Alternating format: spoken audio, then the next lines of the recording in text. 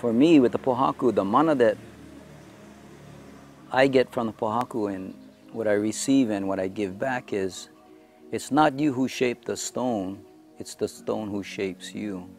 It teaches you about yourself. It teaches you about consciousness. What's inside will become on the outside.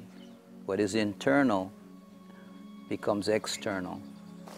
It connects me to my surroundings of what once was, the land, the trees, the plants, everything that's around me, and it tells me about creation.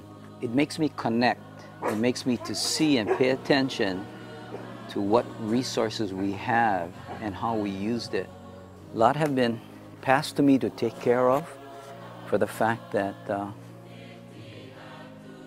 understanding its usage, and you know, it was brought to me because they didn't want it to be put in a museum or to be sold on eBay. You know, the respect that I have for the stone and what it gives us and what it gives me is to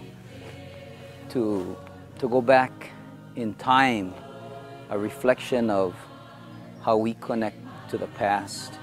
The man who taught me lives through my hands, and the students who learn from me, my work will live through their hands, and it continues, and hopefully that's the perpetuation of past, present, and future, that this work will live on in our culture.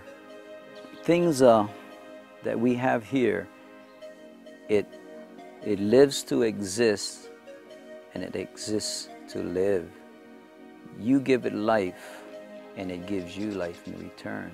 It's about respecting what is there.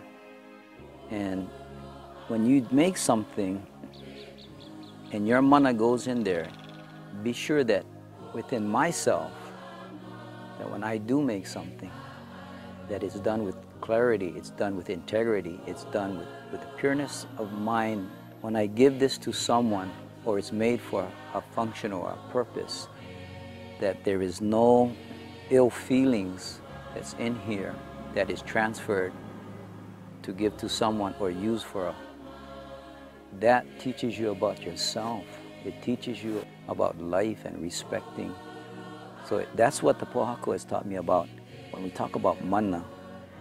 So the pohaku is essentially, for me, a foundation of life, our beginnings. In all cultures, the stone has been used throughout man's lifetime, from time past till now in the present, that it continues to be used as an essential part of structural buildings, roads, highways, churches, hospitals. It still continues to be used as a foundation. Although it's a fragment of time past, but a fragment that lives in the present and for the future.